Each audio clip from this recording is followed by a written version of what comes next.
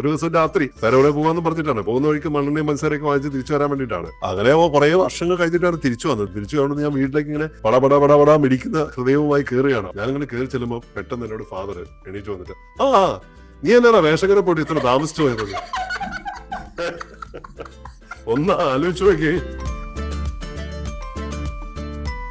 First time കാണുന്നത് നാട് വിട്ട് പോയതിനു ശേഷം വന്ന റോബിചേട്ടനെ ഞാൻ കാണുന്നത്. അത് മരുന്ന് ഇത്രയല്ല, ഇച്ചിരി ഉള്ളു. ഞാൻ നോക്കുമ്പോ ഒരു മെലിഞ്ഞിട്ട് ഒരാള് നിൽക്കുന്നു. അപ്പൊ ഞാൻ അന്ന് ചെറിയ കുട്ടിയാ. അപ്പൊ കൂടത്ത് നിന്നവരെല്ലാരും റോബി എപ്പോഴോ വന്നെന്നൊക്കെ ചോദിക്കുന്നുണ്ട്. അന്നേരമാണ്. എന്നിട്ട് പിന്നെ നടന്നു പോകുമ്പോ കൂടത്തിലുള്ള ചേച്ചിമാരൊക്കെ പറഞ്ഞ് റോബി എവിടെയോ പോയി.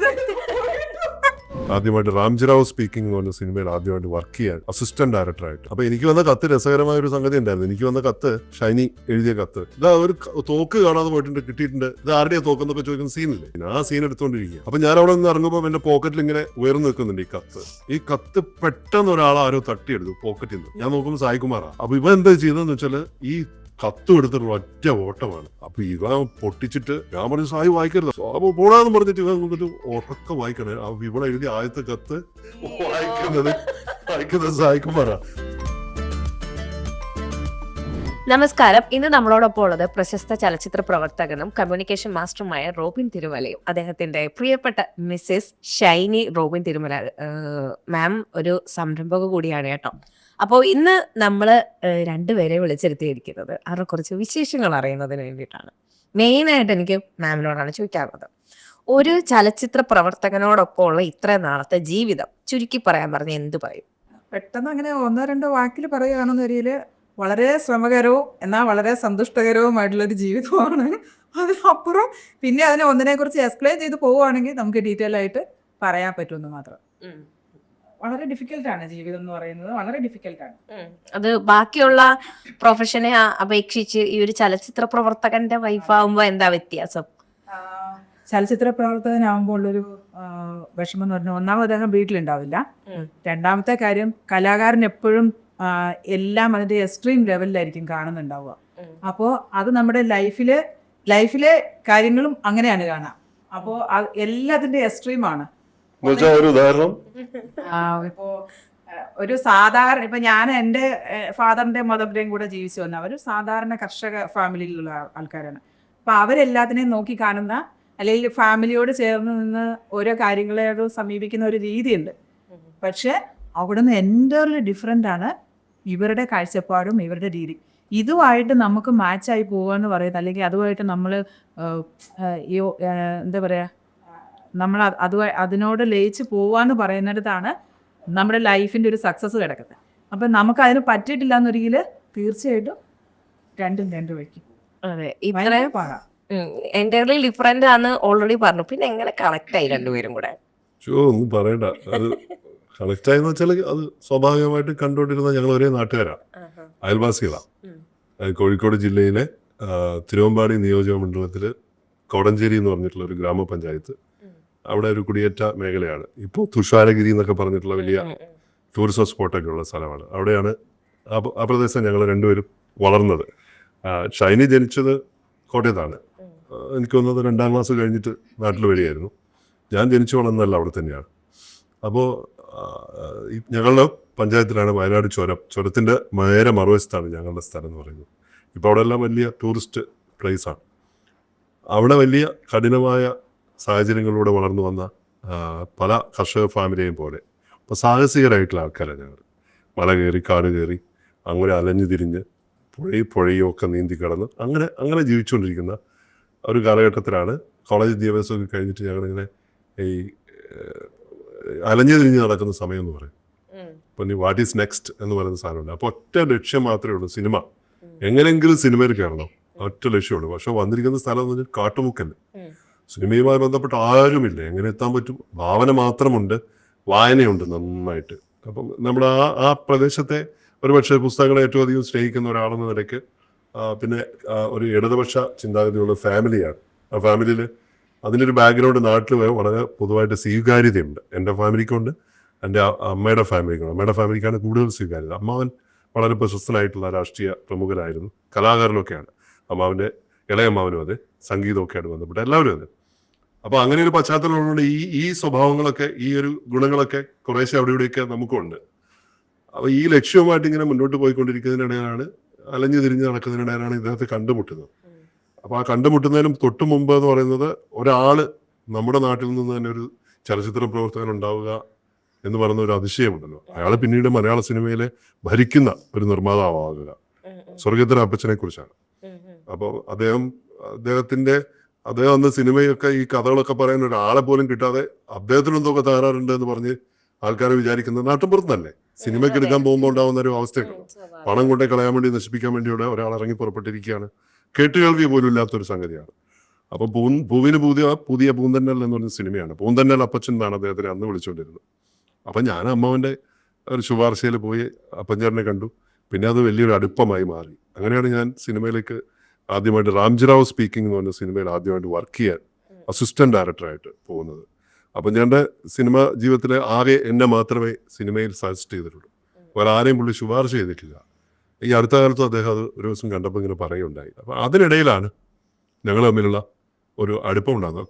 കാഴ്ച അങ്ങനെ കാണുമ്പോൾ അങ്ങനെ പോയിക്കൊണ്ടിരിക്കുന്നതിനിടയ്ക്ക് ഈ പെൺകുട്ടി കൊള്ളാം, പെൺകുട്ടി ഒരു വിവാഹത്തെക്കുറിച്ചൊക്കെ ആ കാലത്ത് നമ്മൾ കുറച്ചുകൂടെ അത്ര വലിയ പ്രായമൊന്നും ആവണ്ടേ, ഒരു 24 വയസ്സൊക്കെ ആകുമ്പോഴേക്കൊക്കെ വീട്ടിലൊക്കെ ഫാദർ എപ്പോഴും പറയും, ഒരു 24 വയസ്സൊക്കെ ആകുമ്പോൾ നീ കല്യാണം കഴിച്ചാൽ നിനക്കൊരു ആൺകുട്ടിയാണ് ഉണ്ടാവുന്നതെങ്കിൽ നിനക്ക് 50 വയസ്സാകുമ്പോൾ ആ കുട്ടിക്ക് 25 വയസ്സ് ഏകദേശം ആവും.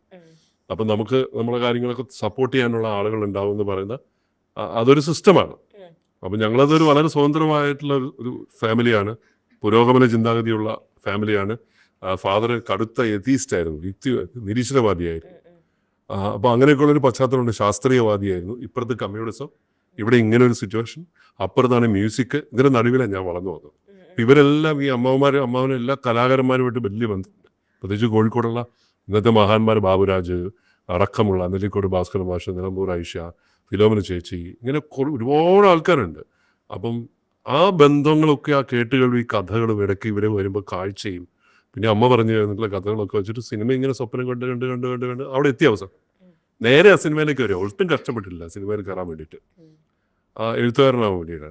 പത്രപ്രവർത്തനം ഉണ്ടായിരുന്നു തുടക്കത്തിൽ, ഫ്രീലാൻസ് ആയിട്ട് പത്രപ്രവർത്തനം കുറച്ച് നടന്നു. കേരളമതി അടക്കമുള്ള പ്രസിദ്ധീകരണങ്ങളൊക്കെ എഴുതിയിരുന്നു. അപ്പോഴാണ് പിന്നെ ഡയറക്ടർ സിദ്ദിഖ് ആ പരിപാടി നിർത്താൻ പറഞ്ഞത്. എന്നിട്ട് റോബിൻ എഴുത്തിലേക്ക് പൂർണ്ണമായിട്ടും തിരിയാൻ പറയുക. അങ്ങനെയാണ് ഞാൻ പൂർണ്ണമായിട്ടും എഴുത്തിലേക്ക് തിരിഞ്ഞത്. ഈ റാംജിറാവ് സ്പീക്കിങ്ങിൻ്റെ സമയത്താണ് ഈ ഒരു അടുപ്പം, ഇങ്ങനെ ദൂരെ ഇരിക്കുമ്പോഴേ കത്തൊക്കെ എഴുതുമ്പോൾ ആ കത്തിൽ നിന്നാണ് ഒരു അടുപ്പമൊക്കെ ഉണ്ടെന്ന് ഒരു തോന്നലൊക്കെ ഉണ്ടായത്. അപ്പോൾ അത് മനസ്സിലാക്കി. അപ്പോൾ എനിക്ക് വന്ന കത്ത് രസകരമായൊരു സംഗതി ഉണ്ടായിരുന്നു. എനിക്ക് വന്ന കത്ത് ഉദയ സ്റ്റുഡിയോയിൽ ഞങ്ങൾ താമസിക്കുന്നത്. ഉദയ സ്റ്റുഡിയോയിൽ വരുമ്പോൾ ആ കത്ത്, ഷൈനി എഴുതിയ കത്ത്, അവിടെ വന്നിട്ട് ഈ കത്ത് ഞാൻ ഇവളുടെ കത്താന്ന് മനസ്സിലാക്കി കഴിഞ്ഞപ്പോൾ വലിയ നിധി പോലെ ഇത് കയ്യിലെടുത്തു. അപ്പോൾ അന്ന് ഷൂട്ട് വൈകുന്നേരമാണ്. അപ്പം ഞാൻ റെഡി ആയിട്ട് ഈ കത്ത് പൊട്ടിച്ചിട്ടില്ല. ഈ കത്ത് സ്വസ്ഥമായിട്ടിരുന്ന് വായിക്കാൻ വേണ്ടി ഒന്നും പൊട്ടിച്ചില്ല. അത് പോക്കറ്റിൽ ഇട്ടു. വന്ന് അപ്പഞ്ചേട്ടൻ വന്ന ദിവസമാണ്. ഫാസ്റ്റ് സാറെല്ലാം ഉണ്ട്, അവസപ്പഞ്ചേട്ടനുണ്ട്. അപ്പം ഞങ്ങൾ നേരെ ഒരു തോക്ക് കാണാതെ പോയിട്ടുണ്ട്, കിട്ടിയിട്ടുണ്ട്. ഇത് ആരുടെയാണ് തോക്കെന്നൊക്കെ ചോദിക്കുന്ന സീനില്ലേ, ഒരു ക്ലൈമാക്സിൻ്റെ തൊട്ട് മുമ്പുള്ള സീനാണ്. ആ സീൻ എടുത്തുകൊണ്ടിരിക്കുക. അപ്പം ഞാനവിടെ നിന്ന് ഇറങ്ങുമ്പോൾ എൻ്റെ പോക്കറ്റിൽ ഇങ്ങനെ ഉയർന്നു നിൽക്കുന്നുണ്ട് ഈ കത്ത് പെട്ടെന്ന് ഒരാളാരോ തട്ടിയെടുത്തു പോക്കറ്റിൽ നിന്ന്. ഞാൻ നോക്കുമ്പോൾ സായികുമാറാണ്. അപ്പോൾ ഇവ എന്താ ചെയ്യുന്നതെന്ന് വെച്ചാൽ ഈ കത്തും എടുത്തിട്ട് ഒറ്റ ഓട്ടമാണ്. ഇത് നോക്കി ഇപ്പുറത്ത് ഷൈനി ജോർജ് എന്നുള്ള പേരുണ്ട്, ഫാദറിൻ്റെ പേര് ജോർജ് എന്നാണ്. അപ്പോൾ ഇവ പൊട്ടിച്ചിട്ട് ഞാൻ പറഞ്ഞു സായി വായിക്കരുത്. അപ്പം ഞങ്ങൾ ഒന്നിച്ചാണ് താമസിക്കുന്നത്. സൈഡ് ആദ്യത്തെ സിനിമ, എൻ്റെ ആദ്യത്തെ സിനിമ. അപ്പോൾ വായിക്കരുതെന്ന് പറഞ്ഞു ഞാനിങ്ങനെ. അപ്പം പോടാന്ന് പറഞ്ഞിട്ട് ഇവ ഒരു ഉറക്കം വായിക്കണേ. ഇവിടെ എഴുതിയ ആദ്യത്തെ കത്ത് വായിക്കുന്നത് സായികുമാറാ. അപ്പം സായി ഇടയ്ക്ക് കാണുമ്പോൾ പറയും, ഇവളോട് പറയും, പിന്നീട് എപ്പോഴും പറയും, നീ ആദ്യം കളിക്കൊന്നും വേണ്ട, നീ ഇവരെ എഴുതിയ പ്രണയലേഖനം ലവ് ലെറ്റർ വായിച്ചത് ഞാനാ, അപ്പോൾ നീ ആദ്യം വലിയ കളിക്കൊന്നും വേണ്ടെന്ന് പറയും എപ്പോഴും. അപ്പോൾ അവർ വല്ലാത്തൊരു അനുഭവമായിരുന്നു, മനസ്സിലായി. അങ്ങനെയാണ് പിന്നെ നാട്ടിൽ വന്ന് അവരുമായിട്ട് എല്ലാം സംസാരിച്ച് കുറച്ച് കോൺട്രവേഴ്സി കണ്ടായി. ഇവരും ക്രിസ്ത്യൻ മതവിഭാഗത്തിൽപ്പെട്ട ആൾക്കാരാണ്. ഞങ്ങൾ ക്രിസ്ത്യാനികളെന്ന പേര് മാത്രമേ ഉള്ളൂ. എൻ്റെ ഫാമിലിക്ക് മാത്രം പള്ളിയായിട്ടുള്ള ബന്ധങ്ങളൊക്കെ കുറവായതുകൊണ്ട് തന്നെ കല്യാണം ഒരു രജിസ്റ്റർ മാരേജിലേക്കൊക്കെ മാറി. പിന്നെ അങ്ങനെ രജിസ്റ്റർ മാരേജ് എന്ന് പറഞ്ഞാൽ വേറൊരു കരാറ് മാത്രമേ ഉണ്ടായിരുന്നുള്ളൂ. രജിസ്റ്റർ ഓഫീസിൽ പോയിട്ട് ആ ഒരു മാരേജ് ആക്ട് പ്രകാരമൊന്നും മാരേജ് ചെയ്തില്ല. പക്ഷെ അക്കാലത്ത് അങ്ങനെ ഈ അപ്പുറത്തെ ആളുകളൊക്കെ ഉള്ളതുകൊണ്ട് അങ്ങനെ ചോദിക്കാനും പറയാനൊന്നും ഇല്ലല്ലോ. പിന്നെ അതിൻ്റെ പ്രയാസങ്ങളൊക്കെ ഉണ്ടായിരുന്നു. അവർക്കും ഒരുപാട് വിഷമങ്ങളൊക്കെ ഉണ്ടായിട്ടുണ്ട്. എങ്കിലും പുള്ളിക്കാരത്തി അങ്ങനെ വന്നു, ധീരത കാണിച്ചുകൊണ്ട് ഒരുമിച്ച് വന്നു, സ്ട്രോങ് ആയിട്ട് വന്നു. പിന്നീട് അതെല്ലാം ശരിയായി. നല്ല നല്ല റിലേഷൻഷിപ്പായി. അങ്ങനെയാണ് പോവുകയുണ്ടായത്. സത്യം പറഞ്ഞാൽ ഭയങ്കര പരിശുദ്ധമായ പ്രണയം എന്നൊക്കെ നമ്മൾ പറയില്ലേ, ഒരു വിരലിൽ പോലും ഞങ്ങൾ സ്പർശിക്കുന്നത് ഒരു വിവാഹം കഴിഞ്ഞതിന് ശേഷമാണ്. അതൊന്നും ആരും പറഞ്ഞാൽ പോലും അക്സെപ്റ്റ് ചെയ്യുക പോലും ഇല്ല. കാരണം അല്ലാതെ നമുക്ക് എല്ലാ സാഹചര്യങ്ങളും ഉള്ള ഒരു നാട്ടിലാണ് ഞങ്ങൾ താമസിക്കുന്നത്. പക്ഷെ ഞങ്ങൾ അത്രയും പ്യുവർ ആയിട്ടുള്ള ഒരു ലവ് ആയിരുന്നു. അങ്ങനെ ഒരു എന്താ പറയുക, ഇന്നൊക്കെ നമുക്കെന്ന് പറയുമ്പോൾ ഒരുപാട് ഫ്രീഡം ഒക്കെ ഉണ്ട്. അന്ന് നമുക്ക് ഫ്രീഡം ഉണ്ടെങ്കിലും നമ്മളത് മിസ്യൂസ് ചെയ്യില്ല, ഒരിക്കലും മിസ്യൂസ് ചെയ്യില്ല അന്നത്തെ ഫ്രീഡം ഒന്നും. അപ്പോൾ അങ്ങനെ ഒക്കെയുള്ളൊരു പ്രണയമായിരുന്നു. പക്ഷെ അത് കാരണം എന്താണെന്ന് വെച്ചാൽ നമുക്ക് എപ്പോഴും നമ്മുടേതായ ഒരു സ്റ്റാൻഡ് ഉണ്ട്. എല്ലാ കാര്യങ്ങൾക്കും നമ്മൾക്ക് പറയാനായിട്ട് ഇങ്ങനെയെന്ന് പറയാൻ എനിക്ക് അവരുടെ ഒരു ഫ്രീഡം ഉള്ളൊരു സ്ഥലമായിരുന്നു റോബി ചേട്ടൻ്റെ അടുത്തായാലും. പിന്നെ കല്യാണം കഴിഞ്ഞു. ഞാൻ ചെല്ലുന്ന സമയത്ത് റോബി ചേട്ടൻ്റെ വീടെന്ന് പറഞ്ഞാൽ എനിക്ക് ഭൂമിയിൽ ഇത്രയും ഞാൻ ഇഷ്ടപ്പെട്ട ഒരു സ്ഥലം എന്ന് പറയുന്നത് എനിക്ക് വേറെ ഉണ്ടോ എന്ന് എനിക്കില്ല. എൻ്റെ വീട് കഴിഞ്ഞെന്നാൽ എന്താണെന്ന് ചോദിച്ചാൽ എല്ലാവരും കലാകാരന്മാരാണ്. റോബി ചേട്ടൻ്റെ ഫാദർ, മദർ, ബ്രദറ്, അത് 4 പേര് എഴുപ്പ്. അപ്പോൾ ഈ കലാകാരന്മാരുടെ കൂടെയുള്ള ജീവിതം ഒരു തരത്തിൽ പറയുന്നത് ഞാൻ ഈ പറഞ്ഞ പോലെ ഒരു കുത്തഴിഞ്ഞ പുസ്തകം പോലത്തെ ഒരു സ്ഥലത്തുണ്ട്. കാരണം അവർക്ക് ലൈഫ് എന്ന് പറയുന്നതിനേക്കാൾ കൂടുതൽ അവരുടെ ഇഷ്ടങ്ങളുമായിട്ട് യാത്ര ചെയ്യുന്ന ആൾക്കാരാണ്. അപ്പോൾ അതിനകത്ത് ആരും ഇടപെടുന്നത് പോലും അവർക്ക് സഹിക്കാൻ പറ്റില്ല. അപ്പോൾ അങ്ങനത്തെ ഒരു കാര്യം അവിടെ ഉണ്ടെങ്കിലും ഭയങ്കര ഒരു പോസിറ്റീവ് വൈബായിരുന്നു വീടിനകത്ത്. ഒരിടത്ത് പാട്ടാണെങ്കിൽ ഒരിടത്ത് എഴുത്ത്, വേറൊരിടത്ത് ചിത്രം വരാം. ഫാദർ ആണെങ്കിൽ എന്താ പറയുക, കൃഷി ചെയ്യുന്നതൊക്കെ കാണാൻ വേണ്ടി ഒരുപാട് ആളുകൾ വരുമായിരുന്നു. അത്രയ്ക്കും മനോഹരമായിട്ടാണ് കൃഷി പോലും ചെയ്യുന്നത്. അതിനൊരു അടുക്കും ചിട്ടയും ഓരോന്നും നട്ടുവെക്കുന്നതും ഒരു കയ്യാല ഉണ്ടാക്കുന്നതും ഒക്കെ അതിനൊരു ആർട്ടിസ്റ്റിക് ഇതുണ്ട് എല്ലാത്തിനും. അങ്ങനെ അത്രയ്ക്കും മനോഹരമായിട്ട്, അതായത് നമ്മൾ പുസ്തകത്തിൽ എഴുതി വെക്കുന്ന പോലെയായിരുന്നു. ജീവിതത്തിൽ നമ്മൾ അനുഭവിച്ച സ്വാതന്ത്ര്യം, അത് കുട്ടികൾക്കുള്ള നൽകുന്ന സ്വാതന്ത്ര്യം ഉണ്ടല്ലോ. എൻ്റെ ഫാദറൊക്കെ നൽകുന്ന, ഫാദറും മദറും, പ്രത്യേകിച്ച് ഫാദർ ഞങ്ങൾക്കൊക്കെ ഒരു ലിമിറ്റേഷൻ ഒന്നും, ഒരു ലിമിറ്റും ഇല്ല ഒന്നിനും. എവിടെ വേണമെങ്കിലും പോവാം, എപ്പോൾ വേണമെങ്കിലും വരാം. വീടിന് വാതിലുകളില്ല. സത്യം, റോബിച്ചേട്ടന്റെ വീടിന് വാതിലുണ്ടായിരുന്നില്ല. വാതിൽ വെക്കാൻ മരം ഇല്ലാത്തതുകൊണ്ടോ ഒന്നും, പൈസ ഇല്ലാത്തതുകൊണ്ടല്ല, പറമ്പ് നിറച്ച് ഇങ്ങനെ പിടിക്കാൻ പറ്റും കൂറ്റൻ മരങ്ങളാണ് പറമ്പ് നിറയെ നിൽക്കുന്നത്. ഈട്ടി, മാഞ്ഞിലിയും അങ്ങനത്തെ പ്ലാവുകളും എല്ലാ സാധനം മരം അറപ്പിച്ച് ഒരുപാട് ഉരുപ്പടികളൊക്കെ വീട്ടിൽ സ്റ്റോർ വെച്ചിട്ടുണ്ട്. പക്ഷെ വീടിനകത്ത് വാതിൽ, ഹിമാലയത്തിലൊക്കെ പോകുമ്പോൾ ഹിമാലയ സൈഡിലുള്ള വാതിലുകളില്ലാത്ത വീടുകളെ കുറിച്ച് ഒരു മൈൻഡ് സെറ്റ് ആണ്. അപ്പൊ എല്ലാവർക്കും വരാം, എപ്പോ വേണമെങ്കിലും വരാം. അങ്ങനെയൊക്കെ ഉള്ളൊരു വീടാണ്. ഫ്രീഡം എന്ന് പറഞ്ഞാൽ ഞാൻ നാട് വിട്ടു പോയിട്ട് വർഷങ്ങൾ കഴിഞ്ഞിട്ടാണ് തിരിച്ചു വന്നപ്പം റേഷൻ കടയിൽ പോവാന്ന് പറഞ്ഞിട്ട് പോയതാണ്. അപ്പോൾ റേഷൻ കാർഡൊക്കെ കൂടിയിട്ട് ഈ പലകയില്ല, ഇങ്ങനെ നിരപ്പലക, അതിനകത്തൂടെ ഈ പൈസ മാത്രം കയ്യിൽ വെച്ചിട്ട് പിന്നെ മണ്ണെണ്ണ വാങ്ങാനുള്ള ആ ടീനുണ്ട്, അതവിടെ വെച്ച് പ്ലാസ്റ്റിക്കിന്റെ മറ്റേ കന്നാസ് ഉണ്ടല്ലോ, കന്നാസ് ഒരു സൈഡിൽ വെച്ചിട്ട് ആ ചെറിയ സഞ്ചിയൊക്കെ കൂടി മടക്കി അവിടെ വെച്ചിട്ട് ഈ കാർഡ് അതിനകത്തോടെ ഇട്ട് പൈസ കൊണ്ട് അങ്ങനെയാ പോയത്. ഒരു ദിവസം രാത്രി വെളുപ്പിനെ പോയതാ. വേറെ എവിടെ പോവാന്ന് പറഞ്ഞിട്ടാണ്. പോകുന്ന വഴിക്ക് മണ്ണെണ്ണയും പഞ്ചസാരയൊക്കെ വാങ്ങിച്ച് തിരിച്ചു വരാൻ വേണ്ടിയിട്ടാണ്. അങ്ങനെ കുറേ വർഷങ്ങൾ കഴിഞ്ഞിട്ടാണ് തിരിച്ചു വന്നപ്പോൾ ഒരു സന്ധ്യയ്ക്ക് മോദിക്ക് എന്നെ അനിയൻ വന്ന വേറൊരു സ്ഥലത്ത് നിന്ന് പിടികൂടി. അമ്മയ്ക്ക് സുഖമില്ല എന്നൊക്കെ പറഞ്ഞ് എന്നെ തിരിച്ചു കൊണ്ടു ഞാൻ വീട്ടിലേക്ക് ഇങ്ങനെ പടപട മിടിക്കുന്ന ഹൃദയവുമായി കയറുകയാണ്. അപ്പൊ നമ്മള് സിനിമയിലൊക്കെ കേട്ടിട്ട് നിൽക്കവിടെ, ഒരടി മുന്നോട്ട് വെക്കരുത് എന്നൊക്കെയാണല്ലോ പറയുന്നത്. എവിടെയായിരുന്നു ഇത്രയും കാലം എന്നൊക്കെയാണല്ലോ. ഞാനിങ്ങനെ കയറി ചെല്ലുമ്പോൾ, അത് കല്യാണത്തിന് മുമ്പാ, ഞാനിങ്ങനെ കയറി ചെല്ലുമ്പോൾ പെട്ടെന്ന് എന്നോട് ഫാദർ എണീറ്റ് വന്നിട്ട്, നീ എന്നാ റേഷൻ കട പോയിട്ട് ഇത്ര താമസിച്ചു പോയത്? ഒന്ന് ആലോചിച്ചു നോക്കി, എന്തൊരപ്പനാന്നൊന്ന് ആലോചിച്ച് നോക്കി. ഒരിടയ്ക്ക് ബൈപ്പാസ് ചെയ്ത് കളഞ്ഞു. അത്രയും സാധനം, എൻ്റെ ഇത്രയും കാലത്ത് എൻ്റെ യാത്രയും പരിപാടിയും ചുറ്റിക്കളിയും സകല സാധനങ്ങളും ഒരു സെക്കൻഡ് അങ്ങോട്ട് പോയി. അത് കഴിഞ്ഞിട്ട് ആഴ്ച കഴിഞ്ഞപ്പം അമ്മച്ചിക്ക് ഒരു ചെറിയ ഓപ്പറേഷൻ ഒക്കെ ഉണ്ടായിരുന്നു. അമ്മച്ചി ഹോസ്പിറ്റലാണ്. അപ്പൊ ഞാൻ മോന്തിക്ക് ഇങ്ങനെ കിടക്കുക. അപ്പൊ പുറത്തേക്കൊന്നും പോകാൻ പറ്റില്ല, നാട് വിട്ടൊക്കെ പോയിരുത്താനല്ലേ വന്നിരിക്കുന്നത്. പേര് കേൾപ്പിച്ച ദുഷ്പേരൊക്കെ കേൾപ്പിച്ച മോൻ തിരിച്ചു വന്നിരിക്കുന്നു. ഫസ്റ്റ് ടൈം കാണുന്നത് നാട് വിട്ട് പോയതിനു ശേഷം വന്ന റോബിച്ചേട്ടനെ ഞാൻ കാണുന്നേ. അന്ന് ആദ്യമായിട്ട് കാണുന്നത് കറക്കമൊക്കെ കഴിഞ്ഞ് ഊര് തണ്ടി തിരിച്ചു വരുമ്പോ ഫസ്റ്റ് ഞാൻ കാണുന്നത് എനിക്ക് ഓർമ്മയുണ്ട് റോബിച്ചേട്ടനെ കാണുന്നത്. ഞാൻ അന്ന് എനിക്കറിയില്ല, ഇച്ചിരി ഉള്ളു. അപ്പൊ ഞങ്ങൾക്കൊക്കെ എങ്ങനെയാ വെച്ചാൽ ഒരു ശീലമുള്ളത്, ഞാൻ പറഞ്ഞില്ല കൃഷിക്കാരായതുകൊണ്ട് തന്നെ ചെറിയ കുട്ടി നമ്മൾ പറയില്ല കല്ലെടുക്കാൻ പ്രായമാകുമ്പോൾ തുടങ്ങിയിട്ട് നമ്മൾ ചെയ്തു കൊടുക്കുന്നത് എന്ന് പറഞ്ഞ പോലെ ഞങ്ങളെ കൊണ്ട് ഓരോ കാര്യങ്ങളും കുഞ്ഞുനാളിലെ തൊട്ട് വളർത്തി കൊടുക്കും. ഒരു സെക്കൻഡ്, അതായത് നമ്മളിപ്പം ഇപ്പോഴത്തെ കുട്ടികളൊക്കെ പറയില്ല ബോറടിക്കുന്നു, എനിക്ക് ബോറടിക്കുന്നതിനെ കുറിച്ച് ചിന്തിക്കാൻ അറിയട്ടായിരുന്നില്ല, ആ ടൈം തന്നിട്ടില്ല നമുക്ക്. പിന്നെ ഇഷ്ടമായിരുന്നു അപ്പൊ ജോലി ചെയ്യാനായിട്ട്. അപ്പോൾ അതുകൊണ്ട് ഫുൾ ടൈം ജോലി. രാവിലെ എഴുന്നേൽക്കുന്നിട്ട് നമുക്ക് ചിട്ടയായിട്ടൊരു ലൈഫുണ്ട്. രാവിലെ എഴുന്നേൽക്കുമ്പോൾ ഒരാൾ മുറ്റമടിക്കുക, വേറൊരാൾ പശുവിനെ ചാണകമൊക്കെ വൃത്തിയാക്കുക, പശുവിനെ കുളിപ്പിക്കുക, ആടുണ്ടെങ്കിൽ ആടിൻ്റെ തൊഴുത്ത് വൃത്തിയാക്കുക, എന്നെ കൊണ്ട് കെട്ടുക, പുല്ല് പറിക്കുക, ഇങ്ങനെ തുടങ്ങിയിട്ട് സർവ്വ ജോലിയും നമുക്ക് ചെയ്യണം. ഒരു ജോലി നമുക്ക് ആണോ പെണ്ണെന്ന് പറഞ്ഞൊരു വേർതിരിവ് വ്യത്യാസമില്ല. ജോലിയുടെ കാര്യത്തിലില്ല, ഒരു കാര്യത്തിലും ഇല്ലായിരുന്നു ഞാൻ. അതുകൊണ്ട് തന്നെ ആ ഒരു പെണ്ണുങ്ങൾ ഇത് മാത്രമേ ചെയ്യാൻ പാടുള്ളൂ, ആണുങ്ങൾ അങ്ങനെയൊന്നുമില്ല. അത് ശീലിച്ചതുകൊണ്ടായിരിക്കും ഞാൻ ഒരു ദിവസം അങ്ങനെയായിരുന്നു ഞങ്ങളുടെ ശീലം. ഞാൻ എന്നിട്ട് പുല്ല് എത്താൻ പറ്റും. ഞങ്ങൾ ഈ സ്കൂളില്ലാത്ത ദിവസം ശനി ഞായറും പ്രധാനപ്പെട്ട വരുമാനം. അപ്പോൾ എത്തി തലയിൽ ചുമട് കൊണ്ടുവന്ന് വീട്ടിൽ കൊണ്ടുവന്നിട്ട് പശുവിന് പുല്ല് ഒരു ആഴ്ചത്തേക്കുള്ളതൊക്കെ ഞങ്ങൾ സ്റ്റോർ ചെയ്യും. അപ്പം ഞങ്ങൾ പിന്നെ 5 ദിവസം സ്കൂളിൽ പോകല്ലേ. അപ്പോൾ രാവിലെ പുല്ല് എത്താനായിട്ട് ഇങ്ങനെ പോകുമ്പോൾ ഈ പുല്ല് കൊണ്ട് താങ്ങി വെക്കുന്ന ഒരു കല്ലുണ്ട്. കുറേ ചുമന്നിട്ട് കൊണ്ടിട്ട് നമ്മളൊരു സ്ഥലത്ത് താങ്ങി വെക്കും, മടുത്തിട്ട്. പിന്നെ അവിടെ നിൽക്കും കുറച്ച് നേരം. എന്നിട്ട് പിന്നെ അതെടുത്തിട്ട് അടുത്തൊരു സ്ഥലത്ത് കൊണ്ടിട്ട് താങ്ങി താഴത്ത് വെക്കും. ഇങ്ങനെയാണ് 3-4 സ്ഥലത്ത് വെച്ചാണ് നമ്മൾ വീട്ടിലേക്ക് എത്തിക്കുന്നത്. അങ്ങനെ അപ്പൊ ഇന്ന് പണ്ട് അങ്ങനത്തെ സ്ഥലങ്ങളുണ്ട്. നമ്മുടെ നാട്ടൊക്കെ കാടിന്റെ പ്രദേശം ആയതുകൊണ്ട് അങ്ങനെയൊന്നുമില്ല. പക്ഷെ അവിടെ ഒരു സ്ഥലത്ത് ഇങ്ങനെ പുല്ല് കൊണ്ട് വെക്കുന്നത് കൊണ്ട് ഞാൻ നോക്കുമ്പോൾ ഒരു മെലിഞ്ഞിട്ട് ഒരാൾ നിൽക്കുന്നു. അപ്പോൾ ഞാൻ അന്ന് ചെറിയ കുട്ടിയാണ്. അപ്പോൾ കൂടത്ത് നിന്നവരെല്ലാവരും റോബി എപ്പോഴും വന്നെന്നൊക്കെ ചോദിക്കുന്നുണ്ട്.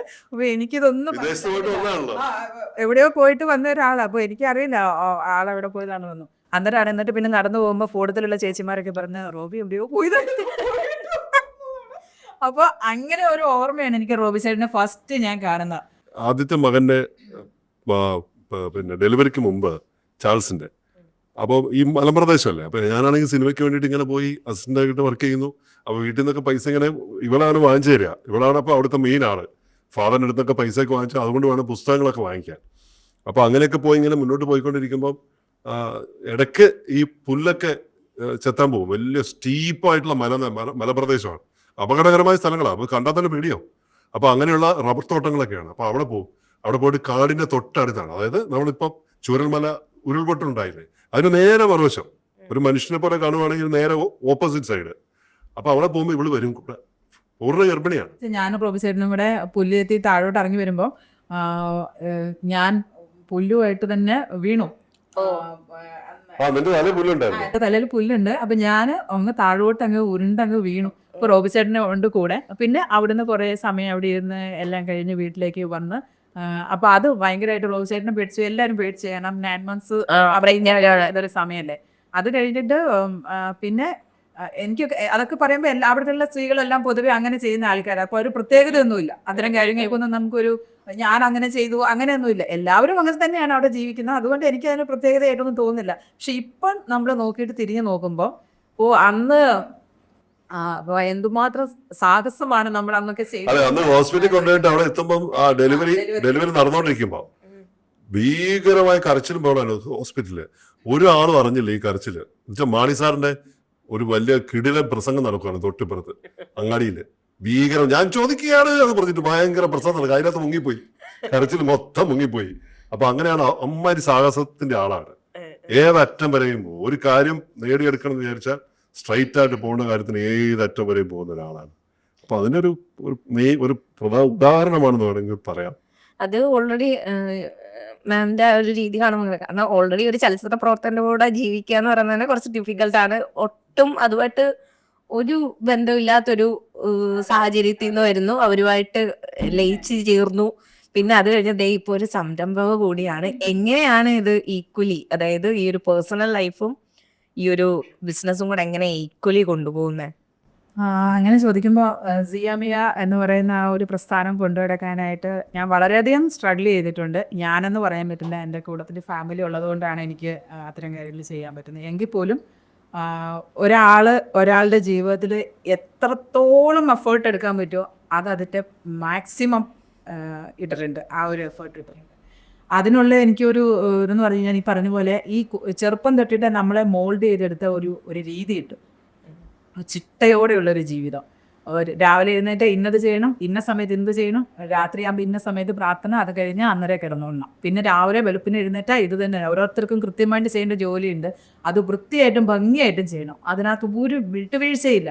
ഒരു ഇല അങ്ങോട്ടോ ഇങ്ങോട്ടോ നീക്കി വെക്കാൻ വെച്ച് സമ്മതിക്കില്ല. അത് ചിട്ടം മുതൽ ചിട്ടയുടെ അങ്ങേയറ്റം ചിട്ടയാണ്. അപ്പം ആ ഒരു കാര്യം നമ്മുടെ ജീവിതത്തിൽ ഇപ്പോഴും നമ്മളെ സ്വാധീനിച്ചിരിക്കുന്ന ആ ഒരു കാര്യമാണ്. എൻ്റെ ജീവിതം മുഴുവനും നമുക്ക് അങ്ങനെ ഇപ്പോൾ ഒരു ബിസിനസ് കൊണ്ടുനടക്കുന്നതോടൊപ്പം ഒരു ഫാമിലി കൊണ്ടുനടക്കുക, അപ്പോൾ വളരെ ഡിഫിക്കൽട്ടായിട്ടുള്ളൊരു കാര്യമാണ്. എനിക്കൊരു സെർവൻ്റ് ഒന്നും ഇല്ല, ഞാൻ തന്നെയാണ് വീട്ടിലെ എല്ലാ കാര്യങ്ങളും ചെയ്യുക.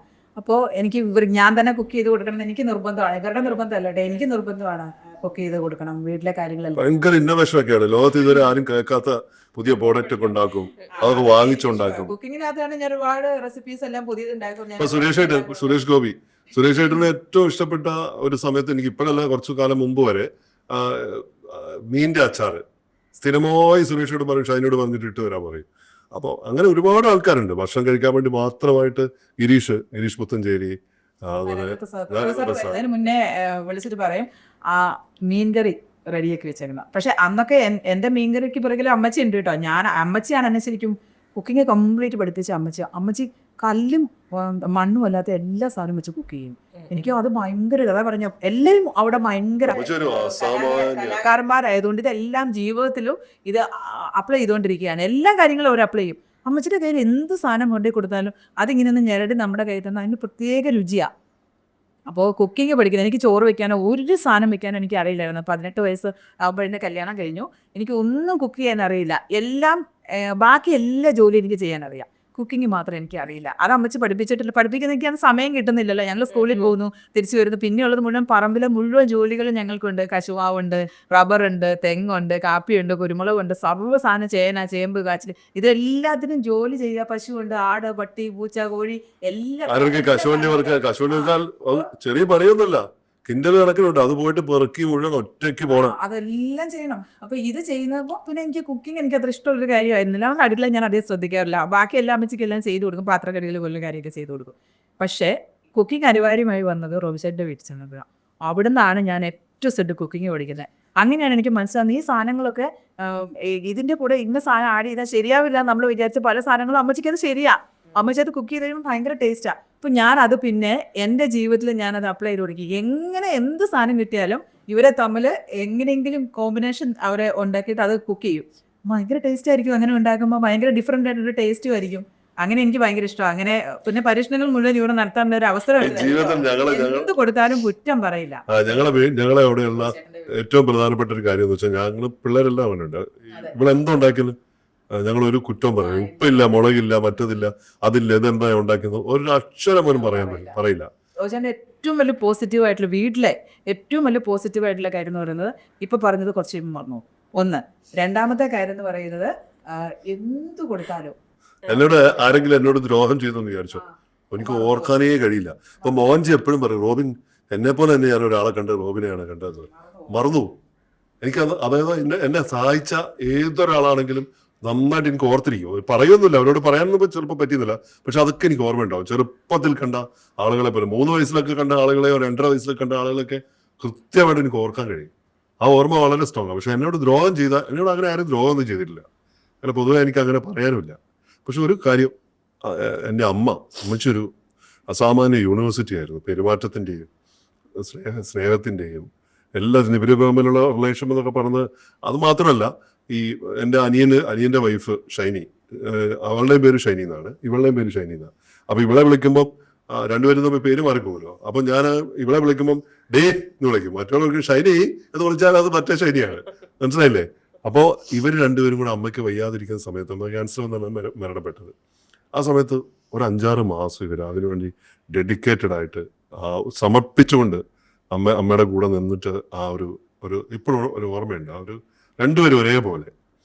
അപ്പോൾ അതൊക്കെ ഒരു മാതൃകാപരമായിരുന്നു. പിന്നെ ഇവള് ഏറ്റവും വലിയ പ്രത്യേകത ഞാൻ കണ്ടത്, എൻ്റെ എല്ലാ ബന്ധുക്കളെയും, ഇവളുടെ ബന്ധുക്കളെക്കാൾ കൂടുതലായിട്ട് എൻ്റെ കുടുംബവും ഞാനുമായിട്ട് ബന്ധപ്പെട്ട വിദൂര ഡിസ്റ്റന്റ് റിലേറ്റീവ്സ് വരെ അവരൊക്കെ ആയിട്ടുള്ള ഒരു കണക്ടിവിറ്റി ഇവളെ മുഖേനയാണ്. എല്ലാവരുമായിട്ടും പരസ്പരം ബന്ധപ്പെട്ട് അവരൊക്കെ ആയിട്ടുള്ള കണക്ഷൻ നിലനിർത്തി. ഞാനൊന്നും അങ്ങോട്ട് പോകാറൊന്നുമില്ല പലപ്പോഴും.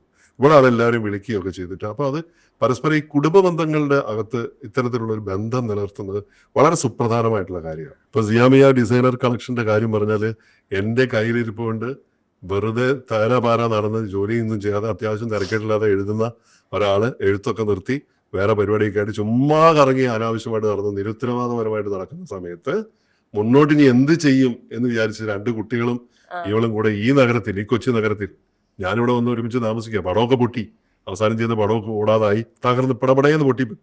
ഈ എന്ത് ചെയ്യും എന്ന് വിചാരിക്കുന്ന സമയത്ത് നിവൃത്തികളൊന്നുമില്ലാതെ ഇറങ്ങി പുറപ്പെട്ട ഒരാളാണ്. ഒരു 100 രൂപ അല്ലെങ്കിൽ 150 രൂപ, ഇത് നമുക്കിതൊന്നും ചെയ്യാൻ കഴിവില്ലാത്തതുകൊണ്ടല്ല, പക്ഷെ ആ പ്രതിസന്ധിയാണ്. ഓരോ പ്രതിസന്ധിയും നമ്മളെ പുതിയ കാര്യങ്ങൾ പഠിപ്പിക്കുന്നുണ്ട്. അങ്ങനെ തുടങ്ങിയ സംരംഭം ഇന്ന് വെസ്റ്റേൺ കൺട്രീസിലടക്കം ഇന്ത്യയിലെ എല്ലാ മില്ലുകളുമായിട്ടും വെൽ കണക്റ്റഡ് ആണ്.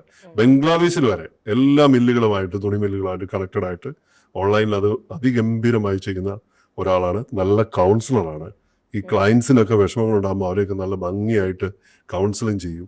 ഈ കൗൺസിലിങ്ങിന് വേണ്ടിയാണ് ഈ ക്ലയന്റുകളൊക്കെ വരുന്നത്. അതൊരു പുതിയ ഒരു മെത്തേഡാണ്. ഈ എന്താ ഒരു ഞാൻ ഇതിനിടയ്ക്ക് ഐശ്വര്യക്ക് പകരം ഞാനൊരു ചോദിക്കട്ടെ, എന്താ നിന്റെ ഭർത്താവിനെ കുറിച്ച് നിന്റെ ഒരു അഭിപ്രായം എങ്ങനെയാണ്? തിരക്കേറ്റില്ലാത്ത ഒരാളാണ് തോന്നുന്നു. റോബി ചേട്ടനെ കുറിച്ചുള്ള എനിക്കൊരു അഭിപ്രായം എന്ന് പറഞ്ഞാൽ കുറച്ച് എനിക്ക് പോലും റോബി ചേട്ടനെ ഹാൻഡിൽ ചെയ്യാൻ പറ്റാത്ത, ഞാൻ ഇത്ര സ്ട്രോങ് ആയിട്ട് എനിക്ക് ഹാൻഡിൽ ചെയ്യാൻ പറ്റാത്ത ഒരാളാണ് ശരിക്കും റോബി ചേട്ടൻ. കാരണം നമ്മളിപ്പോൾ നമുക്കിപ്പോൾ ഒന്ന് വയ്യാതെ കിടക്കുമെന്ന് വെച്ചോ, എനിക്കിപ്പോൾ തീരെ വയ്യാതെ പനിയൊക്കെ ആയിട്ട് കിടക്കുന്ന ചില സമയത്തൊക്കെ എനിക്ക് തീരെ വയ്യ റോബി ചേട്ടൻ, എനിക്ക് എഴുന്നേക്കാൻ വയ്യ, ആണോ എടീ മറ്റേ മമ്മൂട്ടിയുടെ പുതിയ പടം വന്നിട്ടുണ്ട് കേട്ടോ, സോത്യ സിനിമയാണോ, അതിനകത്ത് ആ ചെയ്തിരിക്കുന്ന അമ്മോ. നമുക്ക് അന്നേരം വേണ്ടത് എന്താണ്? നമ്മുടെ പനിക്ക് ഒരു സൊല്യൂഷൻ എന്താണോ? ഒന്ന് മെഡിസിന് പോകണം, അല്ലെങ്കിൽ നമുക്കൊരു ഒരു ഗ്ലാസ് ചായ ഇട്ട് തരുമോ, അല്ലെങ്കിൽ ഒരു ഭക്ഷണം കഴിച്ചോ. ഇതാണ് നമ്മൾ ആഗ്രഹിക്കുന്നത്, അല്ലെ? ഏതൊരു സ്ത്രീയും അതിൽ ആഗ്രഹിക്കുന്നത്. എൻ്റെ ലൈഫിൽ ഇന്നോ ഈ നിമിഷം വരെ കിട്ടാത്തൊരു കാര്യമാണ്. ആ സമയത്ത് റോജന പുതിയ കഥയൊക്കെ പറഞ്ഞിട്ട് വരും നമ്മുടെ അടുത്ത്. അല്ല, അതിന് മക്കളെ രണ്ടുപേരും ഭയങ്കര ചാൾസായാലും കുട്ടികൾ നമ്മളെ അത്ര നമുക്ക് ഇത് കിട്ടാതിരിക്കുമ്പോ ഉണ്ടല്ലോ, നമുക്ക് ഇതിന് വേണമെന്ന് ആഗ്രഹം ഉണ്ടാവില്ല. ഇത് ആദ്യം തൊട്ട് നമ്മളെ ഭയങ്കരമായിട്ട് ടേക്ക് കെയർ ചെയ്യുമ്പോഴാണ് നമുക്ക് ഇത് എവിടെയൊക്കെ ഒക്കെ പ്രശ്നം തോന്നുന്നത്. എനിക്ക് ആദ്യം തൊട്ട് ഇത് കിട്ടിയിട്ടില്ല. എൻ്റെ 2 കുഞ്ഞുങ്ങളുടെയും ഡെലിവറി ടൈമില് മൂത്ത ആളെ കയ്യിൽ കിട്ടിയ ആ നിമിഷം പ്രോത്സാഹനം അവിടുന്ന് മുങ്ങിയിട്ട് പിന്നെ പൊങ്ങുന്നത് 3-4 ദിവസം കഴിഞ്ഞില്ല. രണ്ടാമത്തെ ആളെ ഡെലിവറിക്ക് വേണ്ടിയിട്ട് ഞാൻ ഡേറ്റ് പറഞ്ഞതിനകത്ത് 2-3 ദിവസവും കൂടെ കഴിഞ്ഞിട്ടാണ് രണ്ടാമത്തെ ആളെ ഡെലിവറി ആവുന്നത്. അപ്പോൾ ആ സമയത്ത് ഞാൻ ഡെലിവറി ആയില്ല എന്ന് പറഞ്ഞ് കണ്ണൂർ പോകുന്ന സിനിമയാണ് ഇന്ദ്രപ്രസ്ഥ ഒരു റോബിചേട്ടനൊരു സൈൻ ചെയ്ത് എന്തോ കൊടുക്കണം, എന്തോ കറക്റ്റ് ചെയ്യാനുണ്ട്, ഇവരുടെ സെൻസർ ബോർഡിൽ എന്തോ പോയിട്ട് ചെയ്യാനുണ്ട്. അപ്പോൾ റോബിചേട്ടനെ വെയിറ്റ് ചെയ്തിരിക്കുക. റോബിചേട്ടൻ എൻ്റെ ഡെലിവറി കഴിഞ്ഞിട്ട് പോകാൻ വേണ്ടി റോബിചേട്ടൻ വെയിറ്റ് ചെയ്യുക. എന്നിട്ട് എല്ലാ ദിവസവും രാവിലെ വൈകുന്നേരം എനിക്ക് സമാധാനം പ്രസവിക്കില്ല ഇത് എനിക്ക് ഞാൻ അവസാനം റോസേട്ടനോട് പറഞ്ഞു, റോസേട്ടാ ഞാൻ എനിക്ക് ആരും വേണ്ട, അത് ഞാൻ തന്നെയല്ലേ ചെയ്തത്, ഞാൻ ചെയ്തോളാം, റോസേട്ടൻ പോയിക്കാൻ സമാധാനമായിട്ട് പുള്ളി പോയിട്ട് 3 ദിവസം കഴിഞ്ഞപ്പോഴാണ് എനിക്ക് ആ വാശിക്ക് ഞാൻ എന്താ ചെയ്തതെന്നറിയാവോ? എനിക്ക് പെയിൻ തുടങ്ങിയിട്ട് രാത്രി മുഴുവൻ ഞാൻ വീട്ടിൽ തന്നെ ഇരുന്നു, പോയില്ല. എന്നിട്ട് രാവിലെ 8 മണിയായപ്പം വീട്ടിൽ നിന്ന് ഇറങ്ങിപ്പോയി. വീട്ടിൽ നിന്ന് പോയി അമ്മച്ചി, എൻ്റെ അമ്മച്ചി ഉണ്ടായിരുന്നു, റോബിചേട്ടൻ അമ്മച്ചിയുണ്ട്. നേരെ പോയി ഹോസ്പിറ്റലിൽ ചെന്നു. വിതിൻ 15 മിനിറ്റ്സിനുള്ളിൽ ഡെലിവറി കഴിഞ്ഞു. വാശിയാണ് എൻജോ. എനിക്ക് അതൊക്കെ ഭയങ്കര വാശിയാണ്. ആരുമില്ല എനിക്ക്. അതാ ഞാൻ പറഞ്ഞത്, അതുകൊണ്ട് അതൊക്കെ ഞാനത് പ്ലാൻഡ് ആയിരുന്നു. കാരണം അതുകൊണ്ടാണ് ഇവരിപ്പോ ഇങ്ങനെ നിൽക്കുന്നത്. അല്ല, അതെന്തായാലും ഞാൻ അതിനെ പോസിറ്റീവായിട്ട് എടുക്കുന്നുള്ളൂ. എനിക്കത് എൻ്റെ ലൈഫിൽ. അപ്പൊ ഞാൻ എപ്പോഴും എന്ന് വെച്ചാൽ ഇവരെ പ്രതീക്ഷിച്ചിട്ടിരിക്കുക, അല്ലെങ്കിൽ ഇവരത് ചെയ്യുമെന്ന് വിചാരിച്ച് കേൾക്കാല്ലേ, അങ്ങനെ ഒരു കാര്യമായിട്ട് ലൈഫിൽ ഇല്ല. അത് ആദ്യം തന്നെ ഞാൻ അതങ്ങ് കട്ട് ചെയ്തു. അപ്പൊ നമുക്കതൊരു പ്രോബ്ലം ഇല്ല. മറ്റേ നമുക്ക് അവര് ചെയ്തില്ല, വന്നില്ല, പോയില്ല, ചേട്ടൻ എന്നെ നോക്കിയില്ല, ചേട്ടൻ അങ്ങോട്ട് പോയപ്പോൾ എന്നെ കണ്ടില്ലായിരുന്നോ, ഞാൻ ഇങ്ങനെ കിടക്കുന്ന കണ്ടില്ല. എനിക്ക് ഇങ്ങനത്തെ ഒരു കാര്യം പോലും എനിക്ക് പരാതികളില്ല. ഇങ്ങനെ ഒരു കാര്യമില്ല. അഡ്ജസ്റ്റഡ് ആണ്. അതെ, ആ കാര്യത്തിൽ ഞാൻ ഭയങ്കര കാരണം എനിക്ക് കിട്ടില്ല എന്ന് എനിക്ക് ഉറപ്പുണ്ട്. അപ്പൊ വിട്ടു, അതുകൊണ്ട് കുഴപ്പമില്ല നമുക്ക്. അല്ല, ഇതെല്ലാത്തിന്റെയും പ്രശ്നത്തിന് പ്രധാന കാരണം നമ്മുടെ ആവശ്യമില്ലാത്ത അറ്റാച്ച്മെന്റ് ആണ്. എന്റെ ഫാദർ എപ്പോഴും അത് കഴിഞ്ഞ് ഒരു സെക്കൻഡ്, അത് കഴിഞ്ഞ് മോനെ ആദ്യമായിട്ട് റോസേട്ടൻ കാണുന്നത് ഡെലിവറി കഴിഞ്ഞ് കൊച്ചിനെ അത്യാവശ്യമൊക്കെ ഒന്ന് പുറലോകമൊക്കെ കാണിക്കാനൊക്കെ ആകുന്ന സമയത്ത് 1 ആഴ്ച 2 ആഴ്ച കഴിഞ്ഞിട്ട് കഴിയുമ്പോൾ റോബിചേട്ടൻ വരുന്നത്. വന്നിട്ട് റോബിചേട്ടൻ ഇങ്ങനെ കാണും, ഒരു കൊച്ചൊരു വരച്ചില്ല താടിയൊക്കെ വെച്ചിട്ട് ആദ്യമായിട്ട് റോബിചേട്ടനെ കാണുന്ന, അതാണ് അവൻ കാണുന്ന ആ സമയത്താണ്. അപ്പൊ റോബിചേട്ടൻ അതൊരു പ്രോബ്ലം അല്ല. അത് ഇന്നാണെങ്കിൽ ഞാൻ ആലോചിക്കും, ഒരു ആള് ഗർഭിണിയാണെന്ന് അറിഞ്ഞാൽ, ഒരു കുട്ടി കൺസീവ് ആയി എന്ന് അറിഞ്ഞാൽ, ആ സമയം മുതൽ ആ കുട്ടീനെ എത്ര പേരാണ് പരിചയം. ശരിക്കും നമുക്ക് നമ്മുടെ ഉള്ളിൽ തന്നെ ഭയങ്കര സ്ട്രോങ് പേഴ്സൺ ഉണ്ട്. നമുക്കിതിനെ പുറത്തെടുക്കാൻ ഒരു അവസരം തരാത്തതാണ് നമുക്ക് എല്ലാവരുടെയും പ്രശ്നം. എനിക്ക് അങ്ങനെയാണ് ഫീൽ ചെയ്തിട്ടുള്ളത്. ഞാനൊക്കെ എപ്പോഴും ഈ തലോടിലും ഒക്കെ നമ്മളും ആഗ്രഹിച്ചിട്ടുണ്ടാവും ചെറുപോലെ. നമുക്കിത് കിട്ടില്ല എന്ന് തോന്നുന്ന സമയത്ത് നമ്മൾ അതിനെ ബ്രേക്ക് ചെയ്തിട്ട് നമ്മൾ അതിനപ്പുറം ലെവലിലേക്ക് നമ്മൾ കടന്നു. കാരണം ഈ ഭൂമിയിൽ ജീവിക്കുന്നത് നമ്മുടെ ആവശ്യമാണ്, നമ്മൾ ജീവിച്ചിരിക്കേണ്ടത് നമ്മുടെ ആവശ്യമാണ്. ഇത് മറ്റുള്ളവരുടെ ആവശ്യമല്ല. ഇത് തിരിച്ചറിയുന്ന മൊമെന്റിൽ തൊട്ട് നമ്മൾ ലൈഫ് സ്റ്റാർട്ട് ചെയ്യും അവിടെ. പിന്നെ നമ്മളെല്ലാവരെയും ചേർത്ത് നിർത്തി അങ്ങ് പോകുമ്പോൾ ഭയങ്കര ഹാപ്പി ആയിട്ട് നമുക്ക് ജീവിക്കാൻ പറ്റും. പ്രശ്നങ്ങളെല്ലാം ഉണ്ടാവുന്നത് എപ്പോഴും പ്രശ്നങ്ങളില്ലാത്തതുള്ള എല്ലാ സമയത്തും പ്രശ്നങ്ങൾ വന്നുകൊണ്ടിരിക്കും. ഇതിനെ നമ്മൾ എങ്ങനെ ഓവർകം ചെയ്യുന്നുള്ളത് പ്രധാനപ്പെട്ട ഒരു കാര്യമാണ്, അല്ലേ? നീ എന്നെ ഒരു വിശുദ്ധനാക്കി മാറ്റുമെന്ന് തോന്നുന്നുണ്ടോ? ഇല്ല, ഞാൻ അങ്ങനെ പറഞ്ഞ റോബിചേട്ടനെ ഞാൻ അങ്ങനെ പറഞ്ഞ റോബിചേട്ടന് ഒരുപാട് ഞാൻ ആഗ്രഹിക്കുന്ന സമയത്തൊന്നും കിട്ടാത്ത ഒരാളാണ് റോബിചേട്ടൻ. പക്ഷേ അത് കിട്ടാത്തതിൻ്റെ റീസൺ എനിക്കറിയാം, അദ്ദേഹം എന്താണെന്ന് എനിക്കറിയാം. ഞാൻ ഇനി അദ്ദേഹത്തെ ഇങ്ങനെ ചരടിട്ട് പിടിച്ച് മുറുക്കി വെക്കാന്ന് വെച്ചോ, ഞങ്ങൾ തമ്മിൽ ഫൈറ്റ് ഉണ്ടാക്കുക എന്നുള്ള അല്ലാതെ വേറെ ഒന്നും അവിടെ നടക്കില്ല. കാരണം അവരങ്ങനെയാണ്, അവരുടെ ജീൻ അങ്ങനെയാണ്. അപ്പൊ ഞാൻ എന്തിനാണ് പിന്നെ അതിനുവേണ്ടി അതിനേക്കാൾ നല്ലത് Accept ചെയ്ത് മുന്നോട്ട് പോകുന്നത്. ഹാപ്പി ആയിട്ടിരുന്നൂടെ? അതെ അതെ, ഞാൻ അങ്ങനെ വിചാരിക്കില്ല. അപ്പം ഒരുപാട് നന്ദിയുണ്ട് ഇത്രയും ടൈം നമുക്ക് വേണ്ടി മാറ്റി വെച്ചതിനും. ഇനിയും ഇതുപോലെയുള്ള വിശേഷങ്ങളൊക്കെ എന്നെ കുറിച്ച് എന്തായാലും ഇവിടെ ഇരുന്നിട്ട് ഇങ്ങനെ ഒരു അവസരം ഉണ്ടായതിനു ശേഷം ഇപ്പൊ കമ്മ്യൂണിക്കേഷൻ മാസ്റ്ററെ കുറിച്ച് നമ്മൾ സംസാരിച്ചുകൊണ്ട് എനിക്ക് അത്യാവശ്യം തിരക്കില്ലാത്തൊരു മുഖമൊക്കെ ഉണ്ടായിരുന്നു. അതൊക്കെ ഇയാൾ ഇങ്ങനത്തെ ആളാണല്ലേ, ദുഷ്ടൻ. അനുഭവങ്ങളാണ് ഏറ്റവും പ്രധാനം. അനുഭവങ്ങളാണ് നമ്മളെ മുന്നോട്ട് നയിക്കുന്നത്. തീർച്ചയായിട്ടും അത് കരുത്തുണ്ടാക്കുന്ന കാര്യമാണ്. ഇതുപോലെ തന്നെ ആർക്കെങ്കിലുമൊക്കെ അത് പ്രയോജനം ലഭിക്കുമെങ്കിൽ, നമ്മുടെ ജീവിതം കൊണ്ട് മറ്റുള്ളവർക്ക് പ്രയോജനം ലഭിക്കുമെങ്കിൽ അത് വളരെ പ്രധാനപ്പെട്ട കാര്യമാണ്. അങ്ങനെ തന്നെയാണ് കാണേണ്ടത്. ഓക്കെ, അപ്പോൾ താങ്ക് യു. ഓക്കെ, സന്തോഷം.